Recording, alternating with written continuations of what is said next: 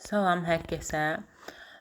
Qədim Roma mədəniyyəti qalmışdı. Qədim Roma mədəniyyəti haqqında danışaq. Daha sonra isə Yunanıstan davam edəcəm. Yunanıstan videosunda isə qalmışıq. Sparta şəhər dövləti, Yunan mədəniyyəti, bu mövzular qalıbdı. Onları izah edəcəm. Deməli, qədim Romada Roma şəhərini əbədi qızıl şəhər və yaxud şəhər adlandırırdılar. Bundan başqa qədim Romada zəfər tağları var idi ki, zəfər tağları xüsusi hörülürdü ki, onların altından qalib sərkərdələr keçirdilər. Roma şəhərinə daxil olan zaman qalib sərkərdələr həmin tağın altından keçirdi. Məsələn, burada zəfər tağlarının birinin şəkli var. Konstantin dövründə inşa edilmiş zəfər tağı göstərilibdir. Bundan başqa forum var idi. Forum mərkəzi meydanı idi. Məsələn, necə ki Yunanistanda Agora mərkəzi meydanı idi, bazar meydanı idi. Eləcə də forumda Romada mərkəzi meydanı idi. Burada möhtəşəm məbədlər, binalar, ictimai binalar tikilirdi. Bundan başqa Kolizey amfiteatrı var idi. Kolizey amfiteatrının qalıqları dövrümüzə qədər qalmaqdadır. Orada da qladiator döyüşləri, teatr tamaşaları filan keçirilirdi.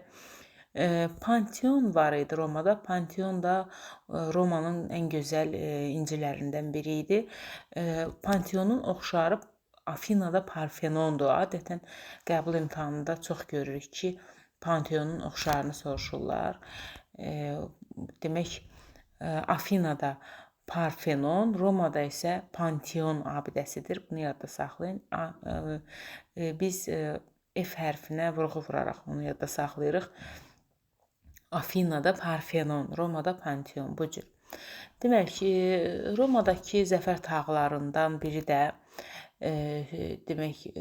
zəfər tağı yox, daha doğrusu sütunlardan, abidələrdən biri də İmperator Mark Trayanın şərəfinə ucaldılmış abidə idi ki, onun üzərində 40 metr hündürlüyə malik idi və onun üzərində lent formasında relyef var idi, yəni təsvirlər və həmin təsvirlərdə Mark Trayanın qələbələrindən bəhs olunurdu. Biz bilirik ki, Mark Trayan Romanın sonuncu işğalçı imperatorudur və xeyli ərazilər, məsələn, Kiçik Asiyanı, Kiçik Asiyada Kilikiyanı, Parfiyanın bir hissəsini tutmuşdu. Daha sonra Qara və Adriatik dənizi arasındakı əraziləri tutmuşdu. Mesopotamiyanı, Ərəbistan yarımadasını ələ keçirmişdi. Xeyli ərazi ələ keçirmişdi. Bundan başqa onlar tağ şəkilli örtüklər, günbəzlər tikirdilər. Yunan və şərq memarlıq üslubu ilə tanış idilər və cıdır meydanları var idi Romada. Cıdır meydanlarında isə at yarışları keçirilirdi. Tragediyalar, komediyalar tamaşaya qoyulurdu. Yunan və Roma müəlliflərinin əsərləri tamaşaya qoyulurdu. Qladiator döyüşləri keçirilirdi. Bir də Romanın çox gözəl heykəltaraşlığı var idi ki, onlar heykəlləri o qədər təbii təsvir edirdilər ki, hətta həmin heykəllərdə insanların daxili aləmi belə göstərilirdi.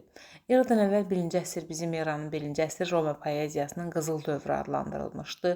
Vergili və Lucrezi Romanın görkəmli şairləri idi. Romada Latin əlifbasından istifadə olunurdu, hətta indiyənə qədər də Latin əlifbasından istifadə olunur. Bundan başqa Roma təqvimi hal-hazırda da istifadə olunur.